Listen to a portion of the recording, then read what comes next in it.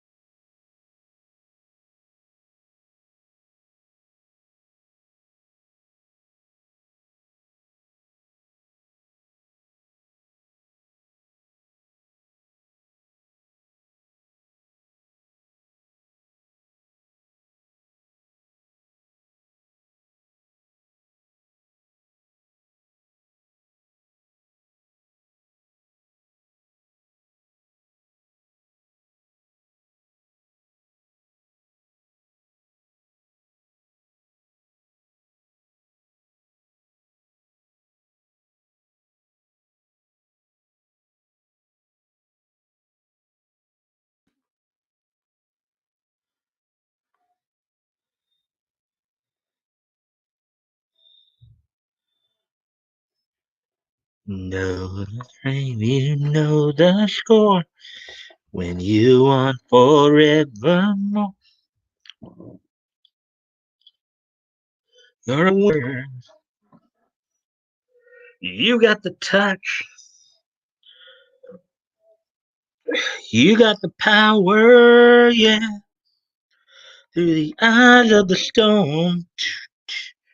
Dude, no one knows, no one knows, never enough. You've got the touch. You've got the power, yeah.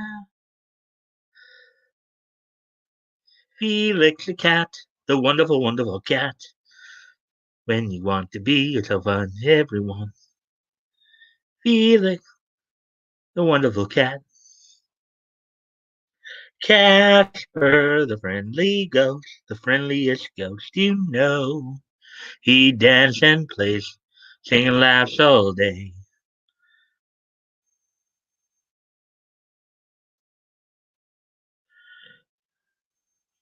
Hello, second person. Looks like we have a second person in here. Hello, second person. Back go. Da da da da da da da da da da. Back go. Da da da da da da da da da da. Back go. Da da da da da da da da da da da. Back go. Da da da da da da da. Back go. Back go. Back goat. Hey, Back goat, I see you there. We have a third person in here as well. Hello, third person. Like we're getting some people in pretty quick now. Hey, Leto. Looks like you made it on time tonight. Hey, sup? Not much, man. Glad you're here. Four people now. Wow. We're getting some people in here real quick. Hey, Leto. All right, well, since we're getting some people in pretty quick here, but I will have, let's see.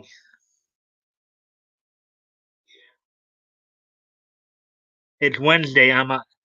Actually, it's Tuesday.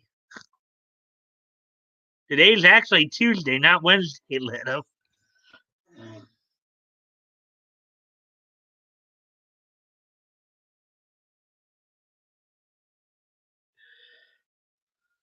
I guess maybe for your work week it's Wednesday, but actually, as now that I think about it, though, it's Tuesday here in the states. You may be somewhere else.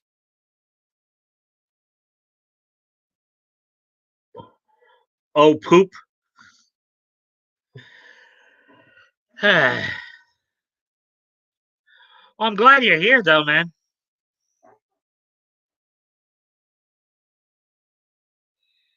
What if he's in the? Yeah, I just realized that after I said that, Goat, that he might be somewhere like in the UK or elsewhere. Um, that's why even just before he said, "Oh, poop," I said, in the states here it's Tuesday. If he's over in you make a good point there. If he's over in England, it might already be Wednesday there. Um, well, let's see. We're coming up on 6 minutes. I'm sorry, I gotta go off camera for a quick moment here.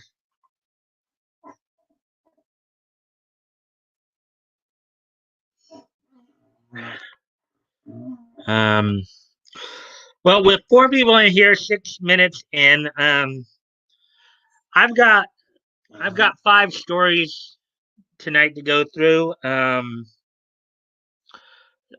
Basically, I think two or three of them from CBR, one possibly from Crunchyroll, and one from Founding in the Comics. So probably we'll get right into that.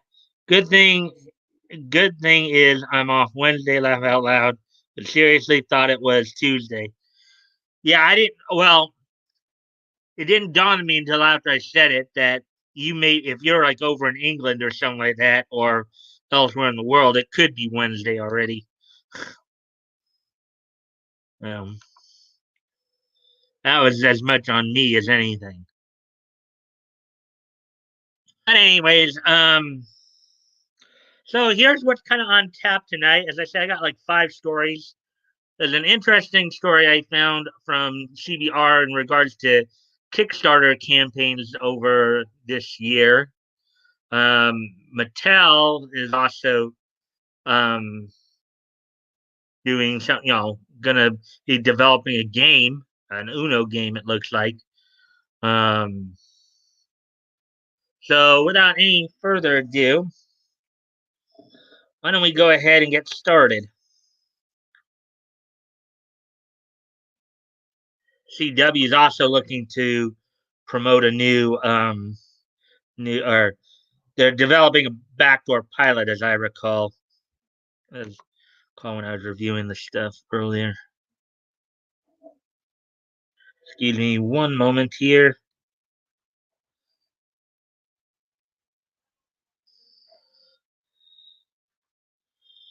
Okay, so let's see. I know Batgoat looks like he said a couple things there, so let's see what Batgoat has to say. He just lost a day. We all do it. Laugh out loud. Yeah. Gained a day. Laugh out loud. Now I'm confused. Okay, yeah. Okay. So here's the first story we're gonna go through. And this, of course, should be interesting because some of us who are Tugs fan know that he's a part of this as well. Comic book Kickstarters have raised over $22 million in 2020. I wonder when they're doing Kickstarters. I think they would use as a whole there. I wonder that's including like Indiegogo and all that. Comic book fans have been more supportive than ever toward Kickstarter's comics category, um, which saw an increase of 30% in pledges this year. We know, I think what was it, Keanu Reeves? I think it was Keanu Reeves who also did a Kickstarter for a comic as well. This kind of crowdfunding idea. Um, the year 2020 has been a difficult one for the comic industry, just like many others. There have been multiple series cancellations as fans have not been able to visit their favorite stores while conventions were forced to go online. In response, fans have come together to raise more than $22 million on Kickstarter. I guess that's just the Kickstarter one, but we know of some other crowdfunding sites as well, like GoFundMe and and Indiegogo and all that. According to the crowdfunding site, this year's pledges are 30% more than they were in 2019, when the comics category raised 16.9 million. That brings the all-time number for the category to 127 million dollars, and the success rate to 74%, almost twice as high as the average across the site's many other categories. These funds have helped finance over 10,000 comics projects. That's some pretty impressive numbers right there. See if you guys are saying anything in regards to that as of yet.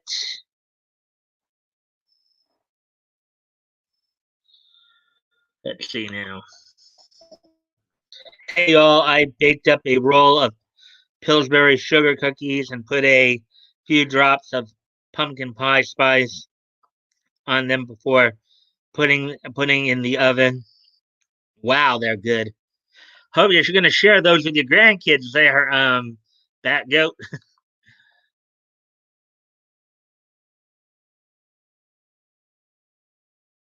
I thought he did a Kickstarter for Bill and Ted. Who Keanu Reeves? Well, I don't know if it was for Bill and Ted. I know he did one for. I think it was some kind of. I don't remember what it's called now, but um. Anyways, back to the article here.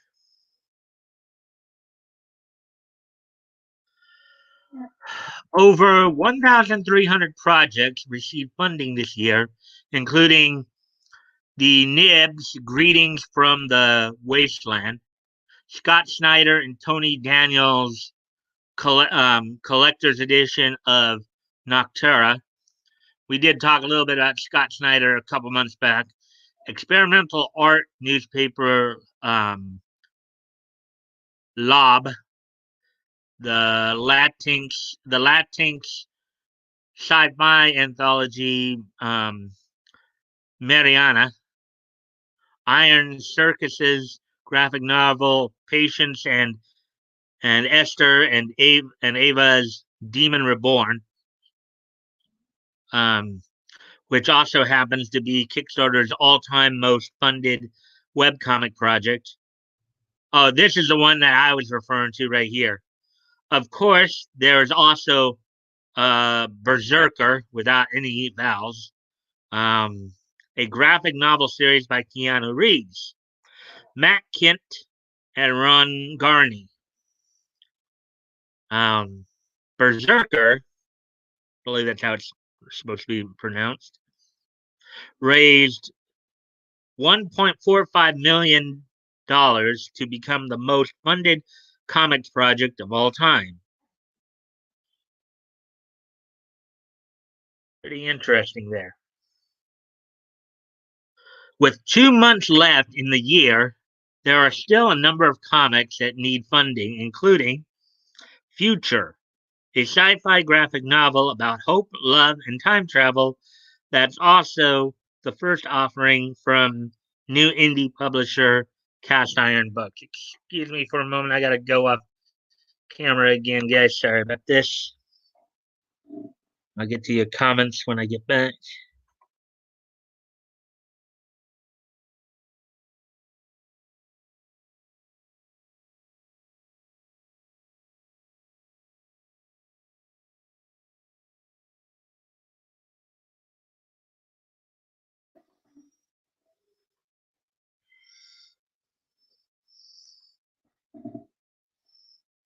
Sold really well. They can't cancel him. Too many people know that Keanu is a good dude. Yep. That's crazy. The numbers, I dig it. I see. Wow, that looks hella cool. Um, Kind of looks like Keanu, the character. Yeah, I believe they did say something about Berserker, being somewhat modeled after Keanu, I think, at one point. So let's see some of the other. We talked about the future already. Our future there. The Trap, a story about second chances set 200 years in the future, helmed by former Chicago Bear Lance Briggs and veteran comics writer Kyle Higgins. Let's see. Fortunate Isle, a fantasy adventure comic about a lonely girl and a unicorn, produced by Polish zine maker Club Zine.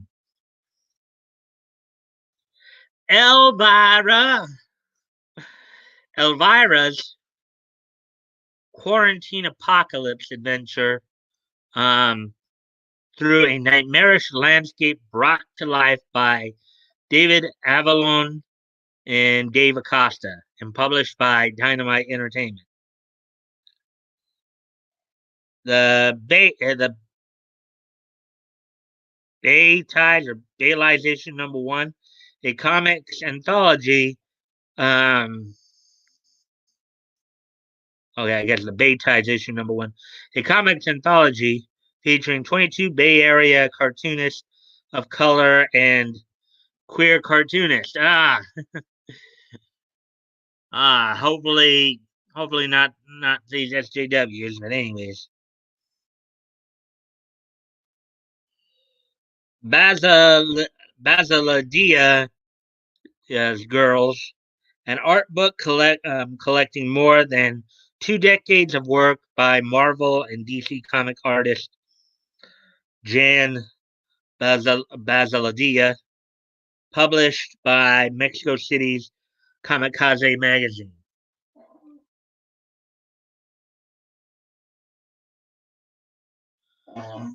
Let's see. Let's see. Let's see. Oh wait, I already saw that. Okay, so anyways, continuing on here. Some of these projects come from established players in the field, which has angered those who believe that the site should only be used by independent authors, artists, and publishers. However, longtime Kickstarter user Spike Trotman of Iron Circus sees it as a positive. If famous, and quoting him here, if famous people or huge companies want to use Kickstarter, that's not a problem to me. That's maybe 1,000 or even 10,000 people who have never used Kickstarter before registering an account and investigating a site that's brand new to them. Trotman told Newsrama. A lot of people will stick around and back more than one project. And it's Keanu Reeves or um, Shamue 3 or the Smithsonian or whoever that brought them here in the first place. And that looks like that's the end of that article. So yeah, I mean, Kickstarter alone as a as a um, as a crowdfunding tool raised $22 million for those who used it. Excuse me again, I'm sorry.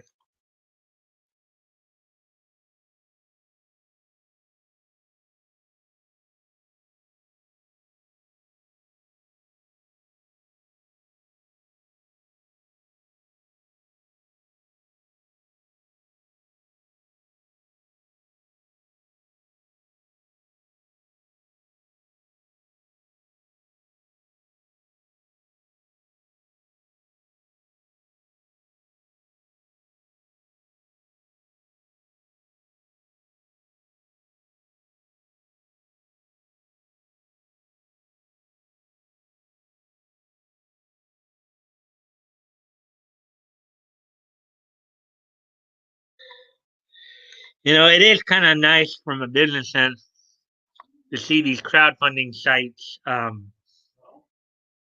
becoming popular, for artists to be able to get around, the agenda pushing that you see with mainstream comics.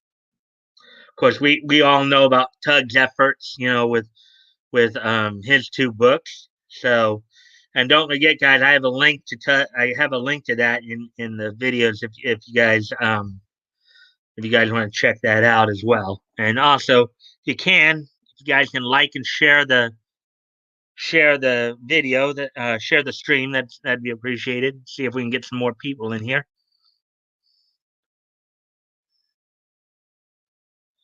Um, anyways, so with that, then let's the next look to the next story here. The other stories that I kind of saw here that I found kind of interesting. Mattel is developing an Uno game show. Now, how many of you ever thought this would have came into effect here? That Uno would actually become a game show. I could see them putting that on, I guess, Family Discovery or whatever the channel is now. Having like Scrabble Showdown and all that. Let's take a look at what this article has to say here. After being a gaming staple for generations worldwide, Mattel Television announced it's turning its game Uno into a family-friendly game show. Sounds interesting. Let's take a look at see. Mattel announced it's turning its iconic card game Uno into a game show for the whole family. The gaming company will develop the upcoming game show, the Uno game show, um, through Mattel Television in conjunction with production company Propagate, as reported by Variety.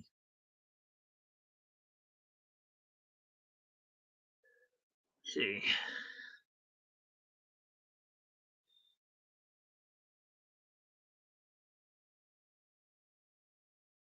Uno is fun. Yeah. Hey, Bat Goat, you think you might take your kids to if you get invited to go on that game show, you might take your kids to play that game? Wow, we got 5 people in here. Yay, 5 people. As I will ask, of course, if you guys like the content, if you guys can please like and share the stream, where we can see if we can get some more, help with the algorithm, see if we can get some more people in here. That'd be appreciated. So, anyways, continuing on here with the article. The series will feature 4 teams playing the card game against each other. It will tap into the traditional game show format by featuring audience participation, physical challenges, and trivia, and other creative elements.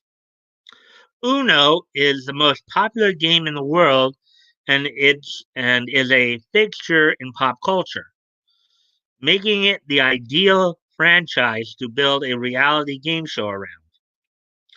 Mattel Television executive producer Adam Bonnet said about the upcoming game show. Ben, Howard, Greg, and John have deep expertise in unscripted content and are the perfect partners to help us transform Uno into a television series for the whole family. Mm-hmm.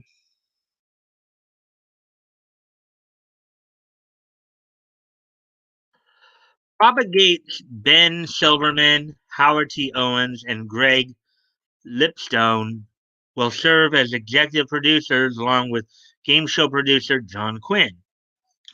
Propagate's Ben Silverman and Howard T. Owens expressed their excitement over the project. The producing team said in a statement, Uno is a beloved game that has been entertaining people worldwide for generations. We are excited to team with Mattel and John Quinn to translate the game for television and think the Uno game show will be perfect for family viewing. And that's the end of the article right there. So that doesn't. I mean, I know through Facebook, I usually will play Uno sometimes.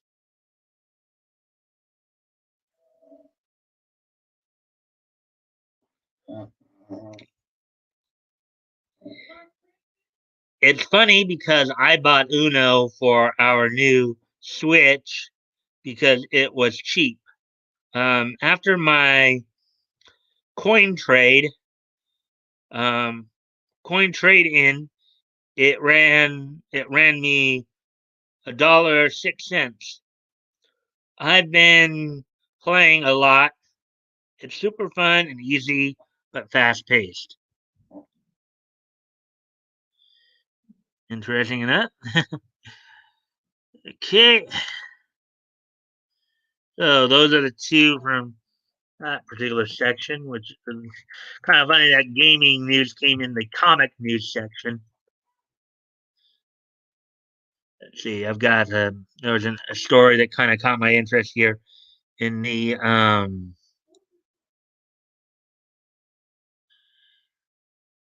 here's the next story I'm going to cover. Attack on Titan drops first teaser for final season. We're now getting more into the anime realm. Let's see. I am playing Mario Kart 8 though today because I need to get about 100 trophies and I only have like 9. Yeah, each his own.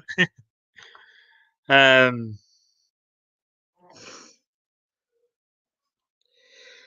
a first look at the fourth and final season of Attack on Titan teases an epic war and skies full of titans as Eren makes his last stand.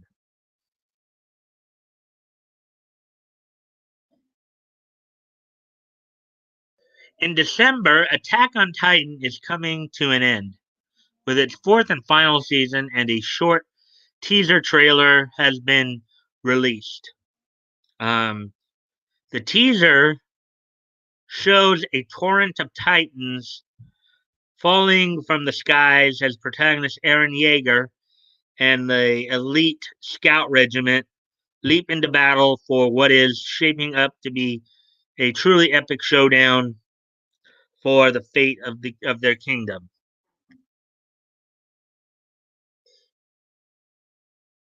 I guess this is I guess a tweet from Anime TV.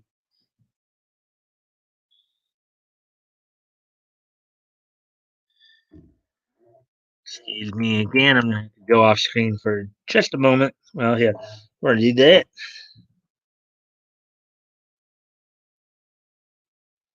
Switch rules. Cool. I've been playing a lot of King of Fighters on PC.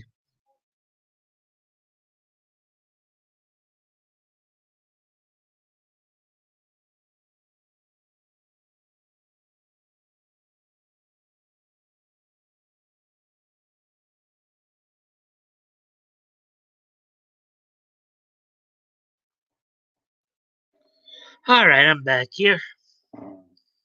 Oh, we're not even quite at the 30-minute mark. I've already gotten to the third story. I'd better slow down a little bit here.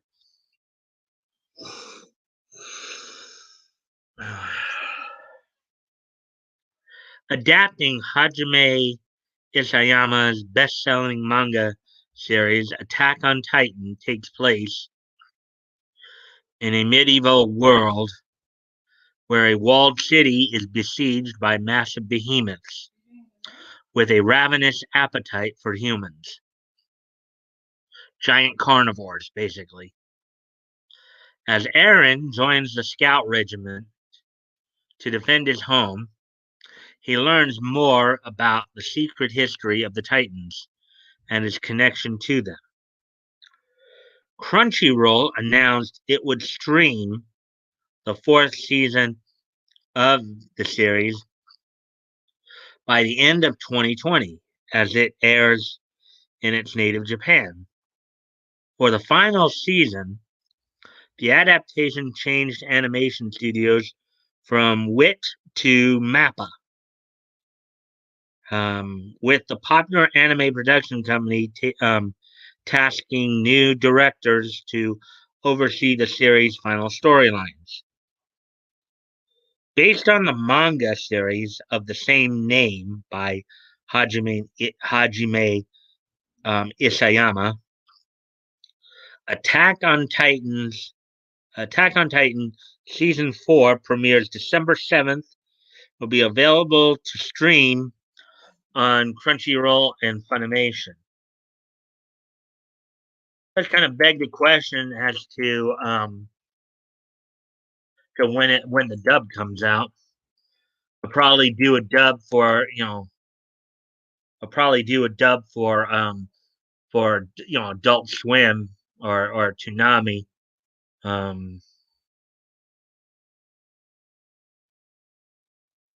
that people can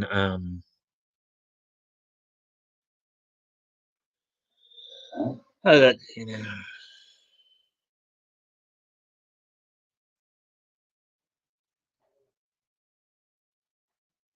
those Titans sound like my wife's family members. Oh man, what Leto? What are your what is your giant? Is your wife a giant or something like that? She a giantess? Hmm? Your wife a giantess there, Leto?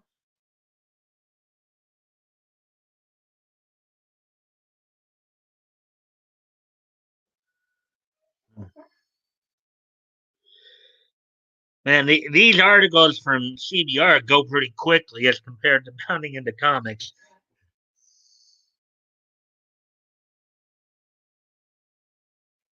No, they are just monsters. But then isn't that how all in-laws are kind of perceived? I mean, you look back to the Flintstones, Wilma's mother, Pearl Schlaghoop, always, whapping Fred over the head with her purse. Hey, Woody, what would Woody do back in 62? Driving classic cars, drinking in the bars. What would Woody do? What would Woody do? One-eyed, one-horned, flying purple people eaters. One-eyed, one-horned, flying purple people eaters. Well, that. Laugh out loud. All in-laws are exactly laugh out loud. Let's see. Hmm.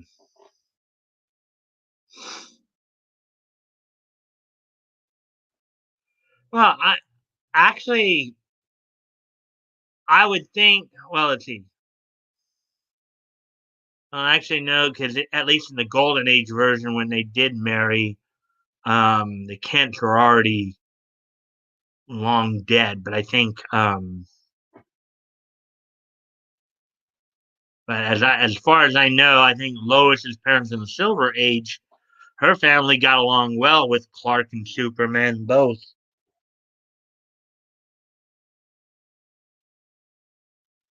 No.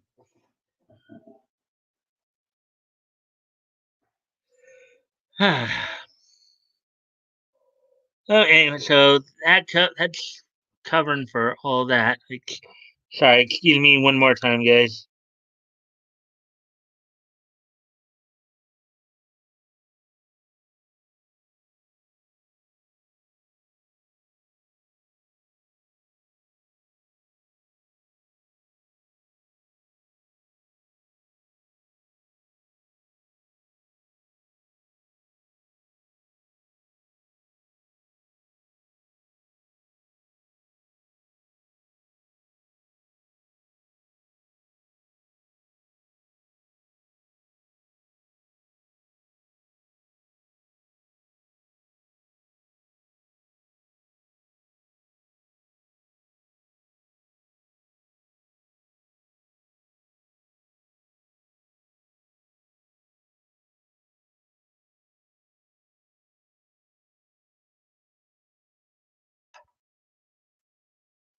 Alrighty then. So let's see what has happened here since. Endora from Bewitched. Yeah, true. She kind of not too thrilled at the idea of her witch daughter marrying a mortal. Hey, Woody. And I also think, let's see, it kind of happened with Jeannie's parents as well. I dream of Jeannie as well. Evening, Woody. All right, then. So let me now why that back up for a moment. Why go ahead and search out my next story here.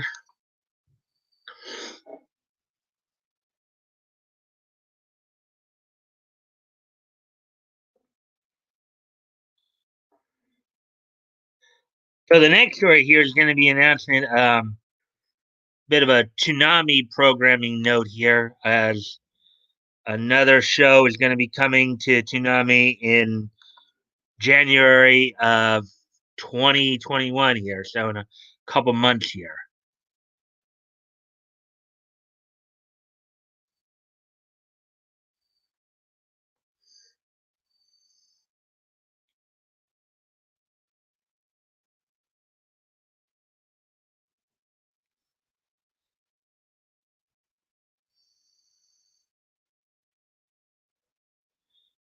So here's the latest on the Toonami front here. SSSS dot Gridman anime heads to Toonami in January. Uzumaki is due out sometime next year following an earlier delay. Uzumaki, now this is not to be confused with the Naruto franchise. Uzumaki is a film that was supposed to have debuted already. But I think due to the pandemic and all that, it got pushed back. So Uzumaki is supposed to be coming up next year, and then this anime here, SSSS Gridman anime, is a Toonami in January. So let's take a look at. In fact, let me do one more quick thing here too. Make it a little bit easier to read here. Adult Swim's Toonami block held a special pre-flight live stream this weekend, taking the opportunity to report on the latest plans during Adult Swim Festival. In addition to clarifying that the Uzumaki anime will premiere sometime next year following a delay, the next addition to the Suburaya production and triggers SSSS.Gridman. The tokusatsu inspired anime will make its Toonami debut in January 21. So here's some artwork right there for it. Here's, I guess, the promotional piece that they probably have been showing on Toonami of late. You can watch the full stream below if you missed it. If you actually want to, or go find it on YouTube. Let's see. Crunchyroll streamed SSSS.Gridman as it aired and describes it like so. Yuta Hibiki can't remember who he is, and now he's seeing and hearing things that others don't. A voice from an old computer tells him to remember his calling, and he sees a massive, unmoving creature in the distance. Nothing's making sense until the behemoth springs to life. Suddenly, Yuta is pulled into the digital world, reappearing in the real one as the colossal hero. Gridman. And that's the gist of that story. Man, these stories are going fast tonight. Like release information and all that. 6 people. Yay, we got 6 people in here. Hey, that Dargod production of Garfield on Netflix has all 4 seasons now. It's a great modern cartoon and gets a bat goat. Bat goat, da da da da da da da. Bat goat, da da da da da da da. Bat goat, da da da da da da da. Bat goat, da da da da da da da. The horror manga guy. See, sounds like Big O. Um, except the digital world thing. Laugh out loud. Hey, just got off. Heading home. Hey, anonymity. We've gone through like four or five stories I'm gonna cover tonight. Been pretty quick reads of all as well. Hey, anonymity. Evening, Leto.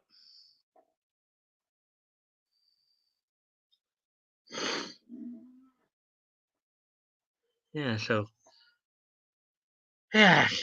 wow. So that story got pretty. I got through that story pretty quickly too.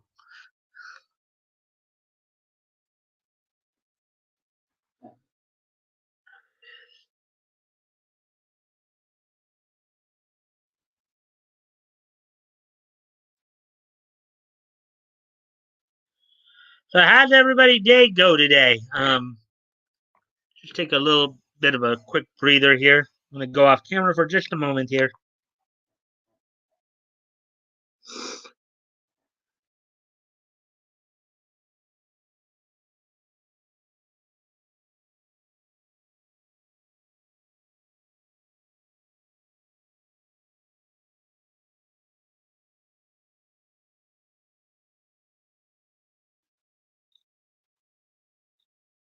Actually,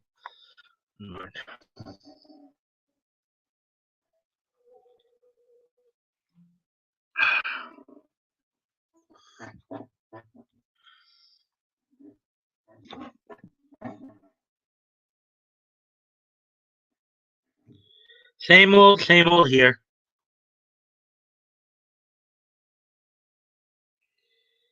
I'm Oki, did my own show, and I don't know how the streamers do it, where y'all got the topics. Laugh out loud. Been reading the record of Ragnarok. All I look forward to for the main part. Ha ha ha. Yeah, I mean, I've been watching. I've been putting my own little programming stuff together with in the afternoons watching my Tsunami blog. Right now, I'm watching the 1973 Super Friends cartoon, Mobile Suit Gundam Wing, D Gray Man, and Wing Club, and then my Adult Swim block at night, which I'll be watching a little later on. Here, is Record of Lotus War, Chronicles of the Heroic Knight, Legend of Black Heaven, Nana, and Hamatora. So those are some pretty interesting stuff there. Ah,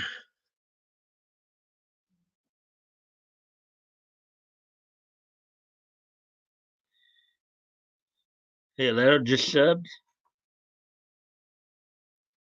G Gundam is the best one. Yeah, I think I watched G Gundam before it. One's pretty good. And Hand of Mine is Burning Red.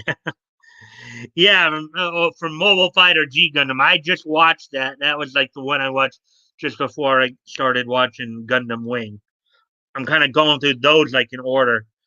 like with the Super Friends cartoon, I'm going through like a lot of the DC comic cartoons in order. Started with the Filmation cartoons. Now I'm watching, of course, the '73 Super Friends, and I'll probably be on to whatever the next one is, which I think is all new Super Friends Hour.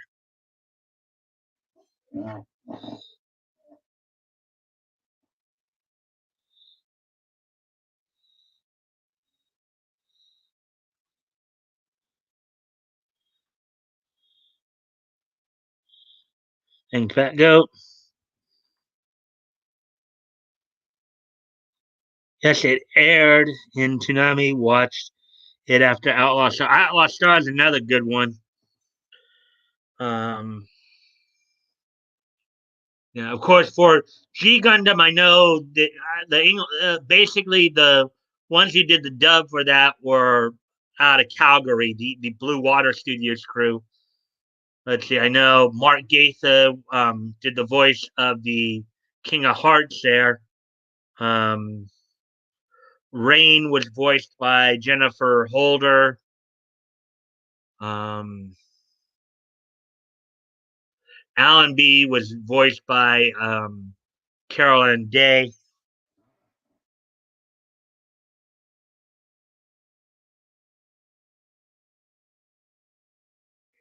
Outlaw Star had the robot girl and like a ship with an arm on it or something, I think. Um, right here. Yeah, Outlaw Star was kind of a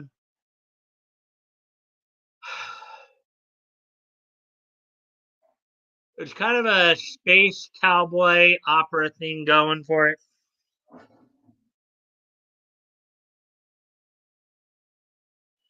Yes, anonymity.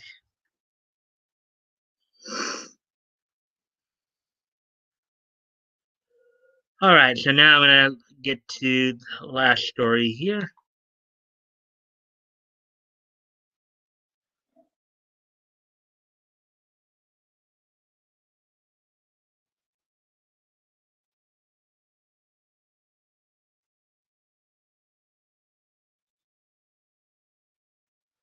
Oh wow, there's actually another story that came up here as well.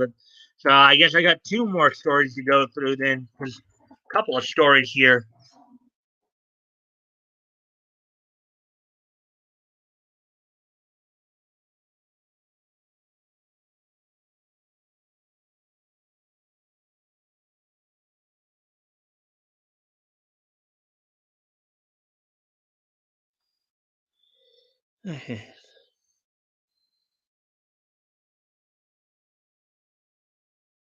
I remember that one, huh?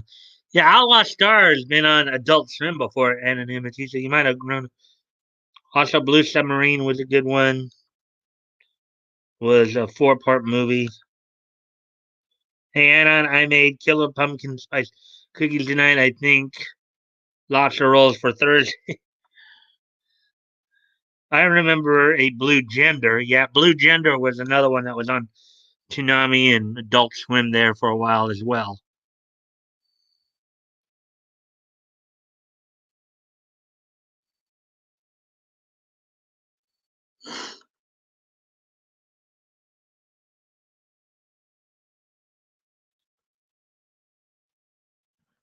Excuse me one more time, guys.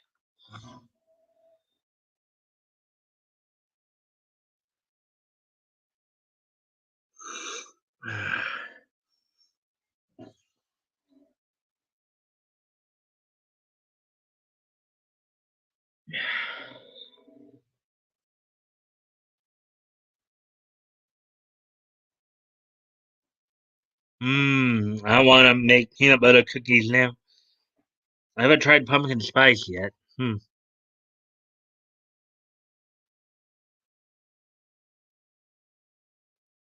LGBTQ. Yes, we also have a blue gender. Well, Blue Gender was an anime. I don't think it had anything to do with actual LGBTQ. Basically, it was about a guy who put into cryogenic stasis and was brought back during a very horrific war period.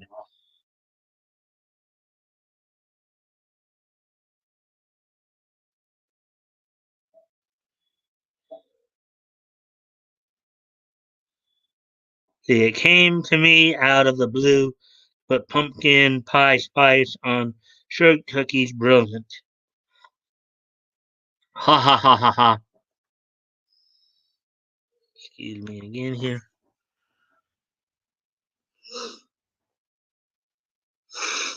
Anyways, okay. So, anyways, all that being said, let's get to this next story here.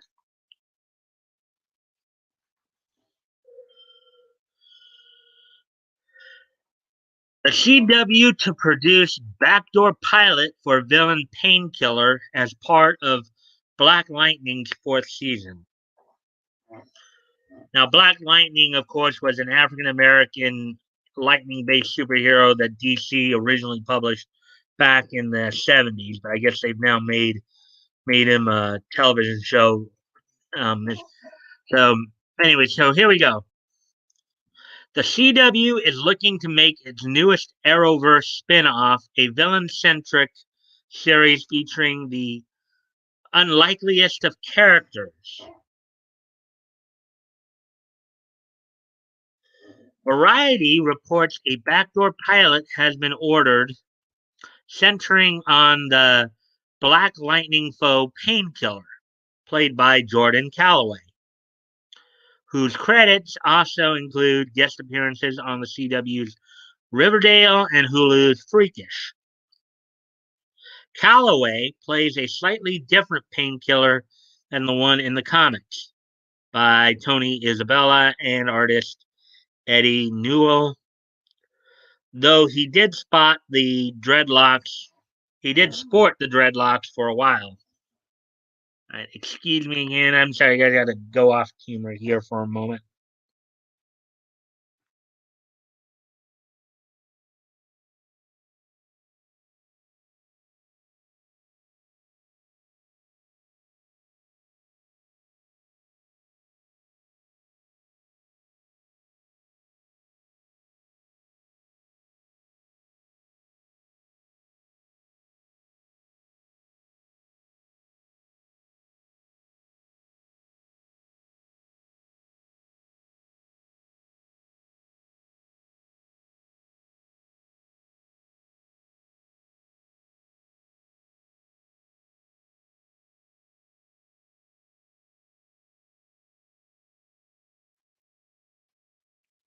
Let's see what you guys are seeing here. Yeah, I remember that anime. I bought it only because the voice actor was the guy who did Trunks. I was young, laugh out loud. But no Static Shock. Also, where's Lobo? Who owns him? Well, Black Lightning in the comics came out long before Static Shock did. Um, Anonymity. Black Lightning came, I think, debuted back like in the mid 70s. I think around the same time that it was believed that like Storm and Black Panther were debuting in Marvel Comics. Of course, they had kind of a pastiche to Black Lightning in the Super Friends cartoon as with Black Vulcan, as well as in the Justice League episode Ultimen as well. Backdoor Pilot sounds like an adult movie. Well, I think the term backdoor pilot just simply means that it's introduced as part of another show. And so it's going to be like another example of a backdoor pilot was like Promised Land when Promised Land was spun off of Touched by an Angel. In other words, it was used as kind of a pilot, but it was a backdoor pilot because instead of being its own show, it was used as part of another show. It was an episode of another show. Am I allowed? Ouch. Static Shock is going to be made into a real movie soon.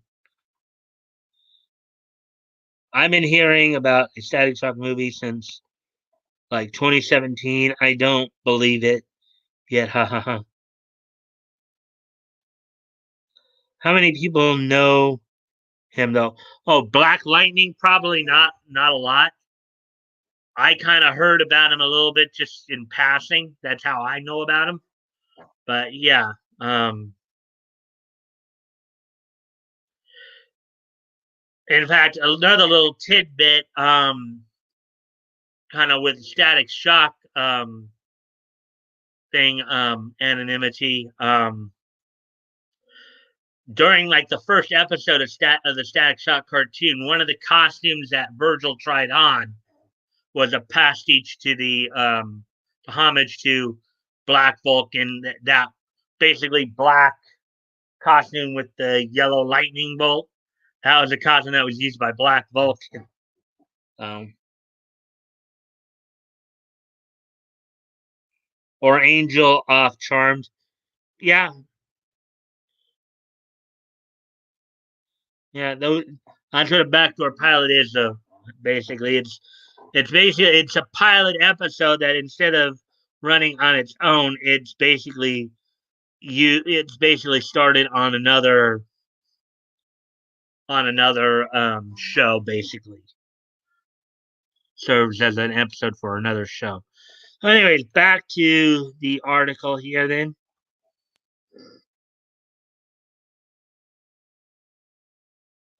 real name Khalil Payne.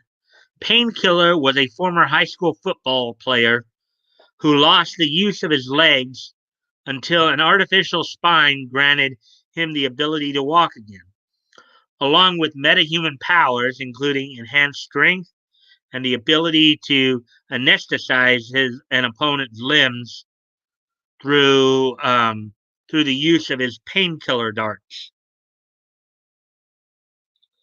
Khalil did the bidding of Tobias Whale, rapper Crondon. Um, Tobias Whale, of course, a known mob boss in Gotham, um, but walked the line of an anti hero with a conscience. His anchor to the side of light was Jefferson Black Lightning Pierce's daughter, Jennifer, China Anna McClain, aka Lightning, um, and Khalil's love interest. Yes, I think Jennifer, and I can't remember her sister. I think she had a sister as well. The Pierce sisters would become Lightning and Thunder, respectively. Um, my nose again, man. Excuse me one more time, guys.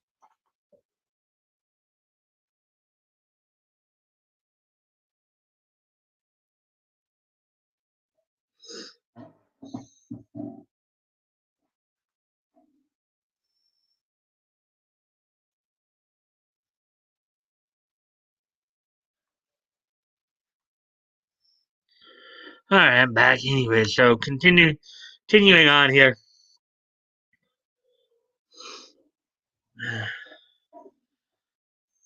Though Khalil, okay, we already read that part. Presumed dead by Whale's hand, Khalil was revived by agents of the American Security Agency, ASA, and turned into a weapon for their purposes. Sounds like a bit of Suicide Squad stuff right there.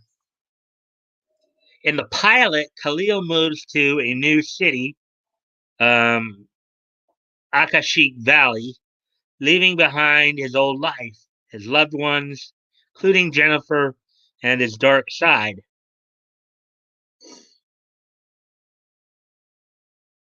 But the past won't leave him alone, and so Khalil um, has to deal with and harness his darker side in a new mission to bring about justice. Black Lightning executive producer Salim Akil um, will write, direct, and serve as executive producer for the episode that will air during the show's fourth season.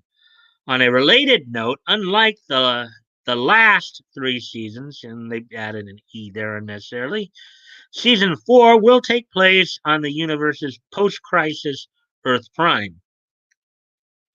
This past year, the CW similarly used an episode of Arrow as a backdoor pilot for a potential spin-off and continuation of the popular series Green Arrow and the Canaries. Though this pilot has yet to be ordered into a series.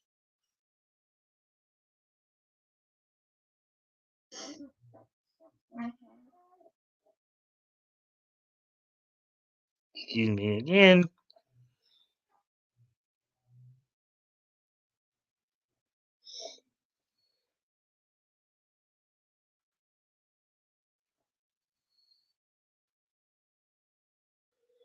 We're over the hour mark. Good.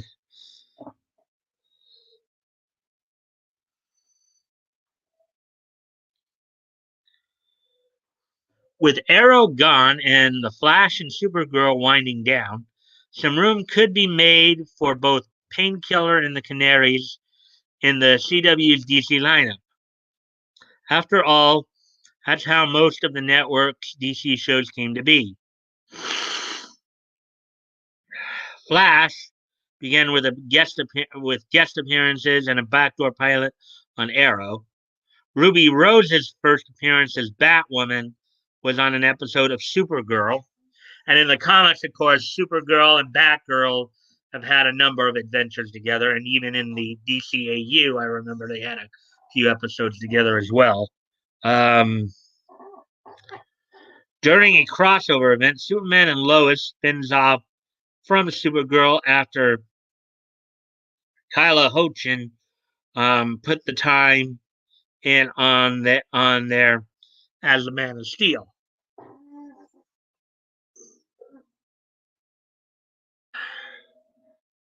Are you excited for a Painkiller series?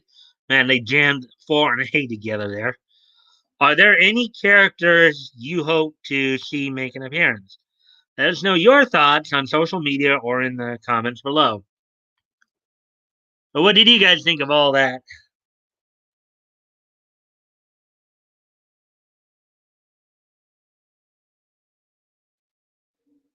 They don't want another Batwoman disaster. Yeah, probably. I haven't seen any of the superhero shows since Heroes. Ha ha ha.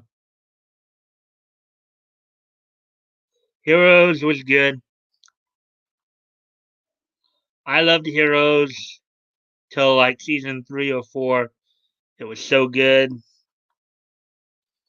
Yeah, I think the last season I didn't watch, but loved Siler. Yeah, okay. So with that, we have one more story that just popped up as we came back to this article. This just came on um I guess from the time when I originally decided what stories I was going to cover tonight till I got back here now. So DC announces Latinx Wonder Girl television series prior to character's future state debut. So here's another announcement from CW here. DC announces Latinx Wonder Girl television series prior to character's future state debut.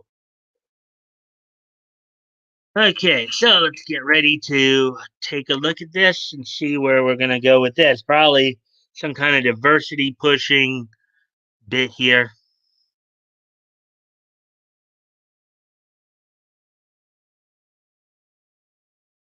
Siler was a great villain. LMAO. So let's get into this article then. A Latina version of Wonder Girl, unrelated to her Titans incarnation, is headed to CW's Arrowverse. Of course, with DC announcing a new series for the new character prior to her debut in the publisher's upcoming Future State event, which we were probably all noting earlier. I know a number of people were covering that story. Deadline is reporting the CW has ordered a Wonder Girl series, though it won't center around either established Titan Donna Troy, portrayed in the television series by Connor Leslie, or the John Byrne created Cassie Sandsmark. No, the new Wonder Girl, or first as far as the Arrowverse is concerned, will be a younger version of Yara Flor, a Brazilian version of the iconic superheroine who will make her comic debut in next year's Future State event. I guess this is what she's supposed to look like right here. Wonder how this one's gonna, because will this one draw her powers from the Greek gods? Probably not. I'd be guessing.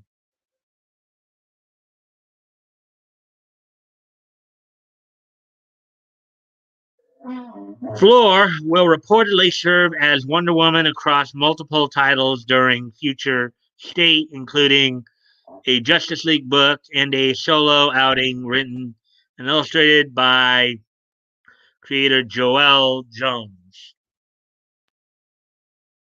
Here's some artwork of some of the Future State Justice Leaguers, and of course we did, of course, saw the Flash in the article on the non-binary Flash there.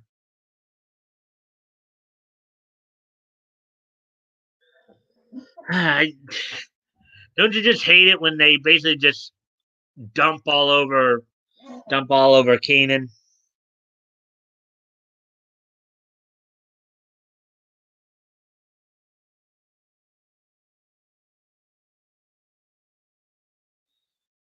A new hero named Whitey Killer debuted today. Oh boy, that Wonder Girl with the Latinx. So her special power is eating hot Cheetos. Oh boy. Oh,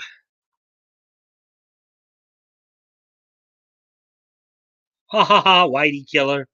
You can already guess the garbage fire that will ensue. Literally, some fools on Twitter would embrace it. Yep, they probably would. Oh God. Non-binary. He runs from two gender facts. Yep.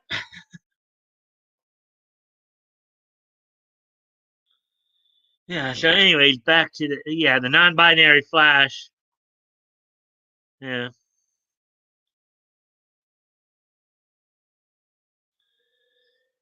Okay. So here we go. Floor doesn't have a lengthy backstory, given that she has yet to appear in any form of DC media. But Deadline describes the upcoming version as a Latina dreamer who was born of an Amazonian warrior and a Brazilian river god who learns that she is Wonder Girl, who must use her newly realized powers to fight the evil forces that would seek to destroy the world. Which is kind of similar to the original. Yeah, at least they got kind of some aspects of the underlying story there. With some slight changes. Excuse me a moment.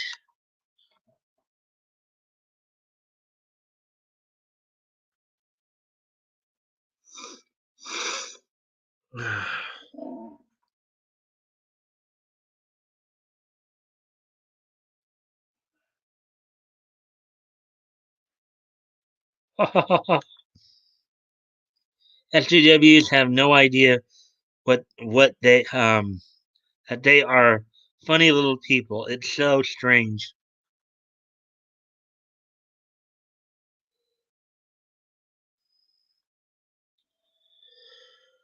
The series is going will be co-produced. Okay, that's kind of a weird way to start. The series is going will be co-produced by Dalen Rodriguez, Queen of the South, and Arrowverse creator Greg Berlanti, with Deadline quick to emphasize that Berlanti and the CW are breaking more ground in superhero representation with their latest DC series project. Diversity. We need diversity. Diversity. Diversity. Diversity. Diversity. Diversity. Diversity. Diversity.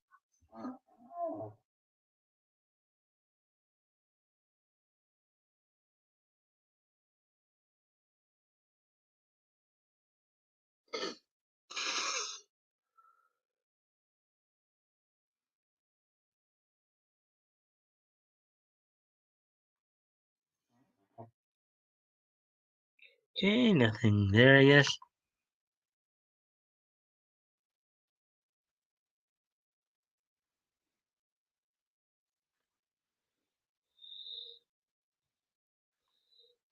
Laugh out loud. Yeah, we got 6 people in here tonight, so that's cool.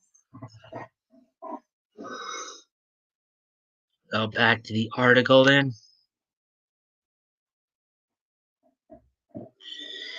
Interestingly, though, the character is officially described in Deadline's report as a Latina character. The Hollywood news outlet chose to promote the character as Latinx, a term promoted by critical race and social justice activists as a gender neutral alternative to the gendered terms Latino or Latina when referencing individuals of Hispanic or Latin descent. Oh my God. Okay. However, despite the recent surge in the term's use and promotion, as reported by Pew Research Center, only 23% of U.S. adults who self identify as Hispanic or Latino have heard the term Latinx, while just 3% say they use it to describe themselves. Well, yes, because in reality, the only people who are probably using that term are the people who are doing this.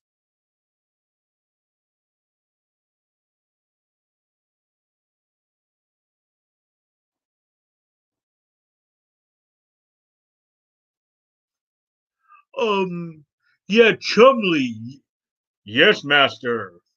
Can I get some more tea, please? Sure thing, master. Those are probably the type of people who are using that term. You know, the people who have that little pinky extended when they drink their tea, as Tug would put it.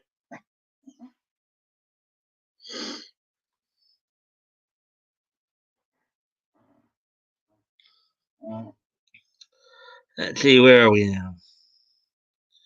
Indicating that the attempt to martyr the upcoming Wonder Girl with the unpopular identity is nothing more than a bizarre attempt to by the outlet to virtue signal to popular online subgroups. Uh-huh. Most Latino adults have not heard of the term Latinx. Few use it. And here, I guess, is the graphic of it.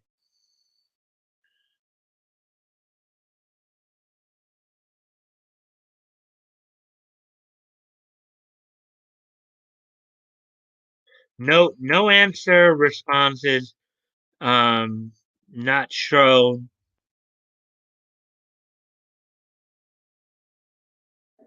In the spirit of Batwoman giving the network the first gay lead superhero, and Black Lightning providing the first black male lead hero with Batwoman's second season, leveling up both of these first by introducing lesbian hero of color Ryan Wilder, portrayed by Javicia Leslie. Floor is set up to be the first leading Latina or Latinx comic character, though if rumors are to be believed, she'll be racing for that title against Marvel's Anya Corazon-centric Spider-Girl film. Though Wild Dog, Rick Gonzalez, and Vibe, Carlos Valdez, had prominent roles in Arrow and Flash, the two were still only supporting characters. Now, what I'll say is this though, might have been in the '90s or even early 2000s, but DC did. I do know.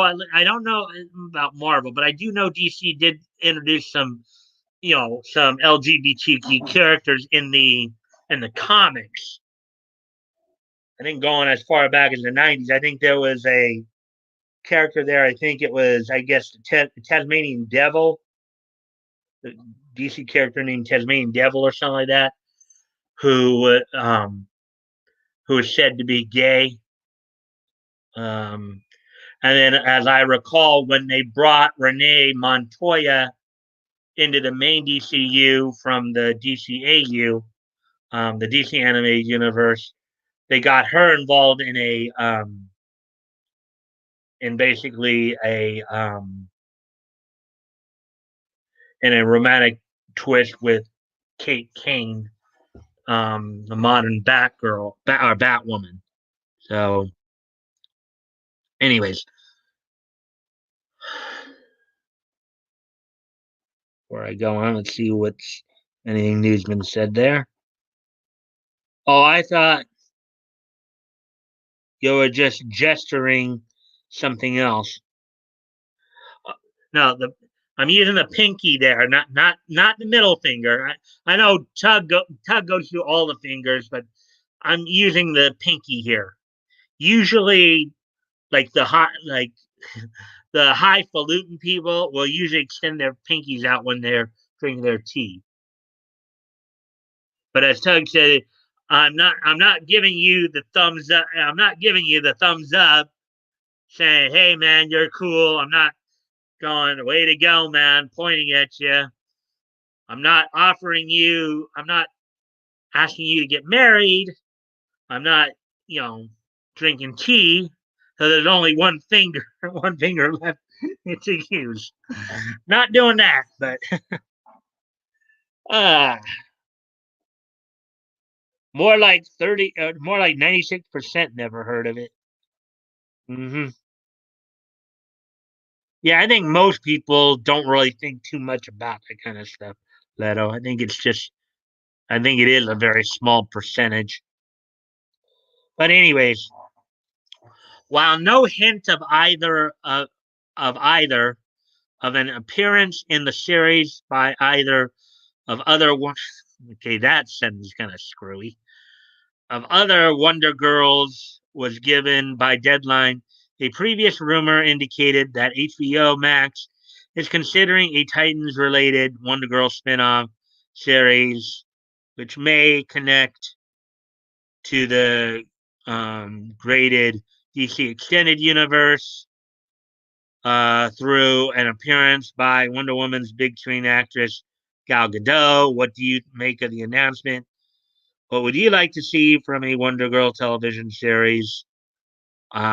Show Basically, I'd like to see a more traditional portrayal. Is what I'd like to see, not this agenda pushing crap. If I was going to watch it, um, that's just my thing. Well, anyways, those are all the stories that I was able to find, and I actually found a sixth one there, just as we were. Oh, let me see now. So we're already at an hour 20 minutes. Wow. So at least those last two stories got us going a little longer there. But anyways, give me a sec here. I gotta go off camera for just a moment.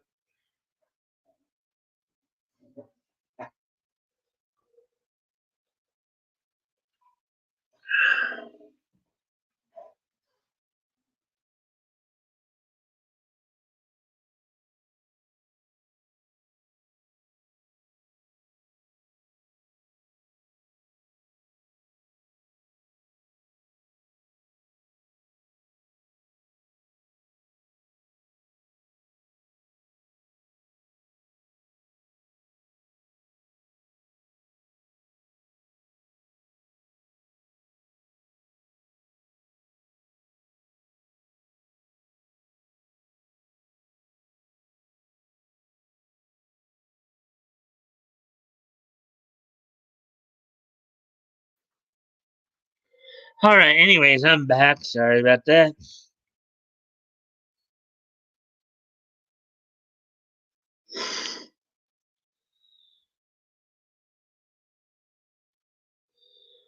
Alrighty then. So we got through all the stories here. Coming up at at a half mark. Anything else you guys want to talk about or ask about?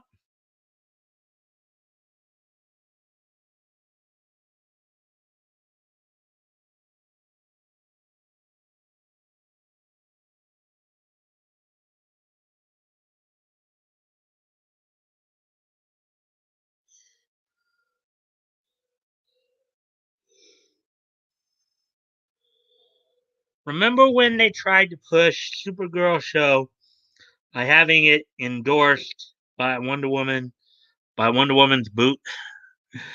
No, because I haven't been watching a lot of these newer series, but I don't know if anybody else in here has not either.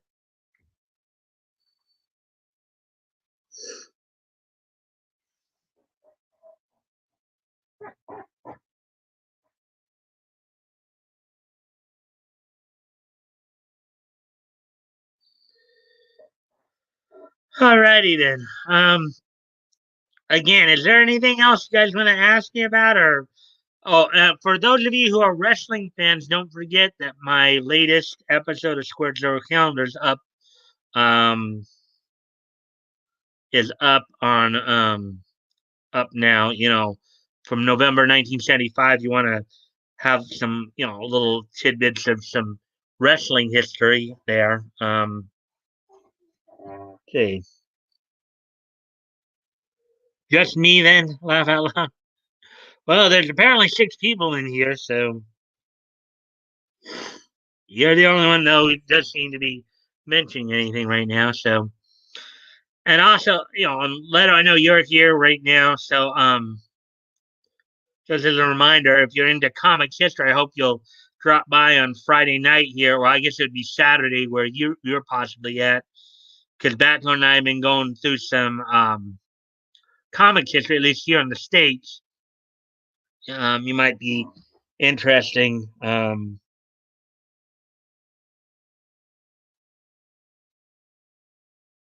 like tidbits. Yeah, excuse me there. I just burped. I like tidbits. Yeah.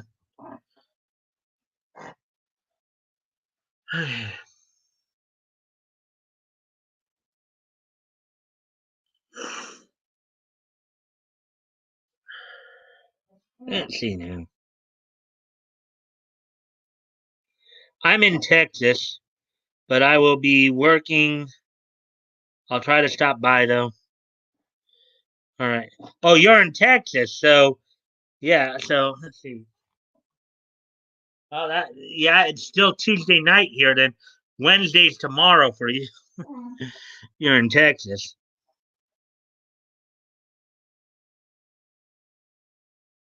See, hour and 25 there. Um. So then, are you guys ready for this day in niche history?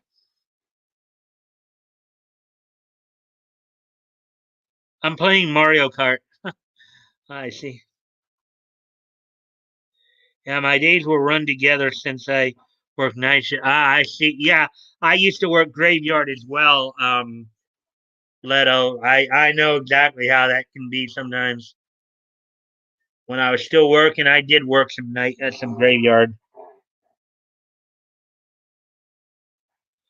History, sure, hit it. Yeah, so we'll kind of wind down here today with today being Tuesday, November 17th. Ready? Okay. Today being Tuesday, November 17th, 2020. Let's take a look back at this day in Nietzsche history. Let me just review some things real quick here. 1960, 1980, and 2010. Okay. So we got some interesting stuff here to go through. So why don't we go ahead and go through it? So today, as I said, being November 17th, 2020, let's take a look back on this day in Nietzsche history. First thing we're going to look at here is from 60 years ago today. On this date in 1960, the 40th issue of House of Secrets went on sale on newsstands from DC Comics under the name of National Comics Publications Incorporated. House of Secrets was a sci-fi horror anthology that ran for a number of years, and in this particular issue, one of the main feature, of course, was Mark Merlin, who was an occultic adventurer, master of the space beast. Um, Here's a synopsis of that particular story. Mark Merlin attends a fair in an alpine town. The fair is interrupted when a giant alien beast attacks. The audience flees, but is met by a different creature from the other direction. While the two creatures begin destroying exhibits, a thief steals some valuable jewels. Mark deduces. So basically, Mark Merlin is kind of a sci-fi cultic adventurer detective, basically. But on this date in 1960, um, House of Secrets number 40 went on sale on newsstands. So, so as we now will move on to the next story here.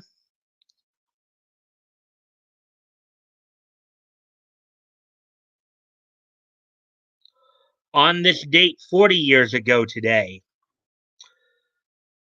American animator and director Paul J. Smith would pass away at the age of 74. He began as a cell painter for Disney back in August of 26, and he would work he would throughout his career he'd work on Warner Brothers and Walter Land Studio. Um, by 1955, he had taken over as a primary director for the Woody Woodpecker cartoon shorts. Some of you might remember Woody Woodpecker. Yeah. So on this date in 1980, 40 years ago today, American animator and R.I.P. True enough. At 74 years of age, American animator and director Paul J. Smith would pass on. Um, Moving on to the last bit of history for today.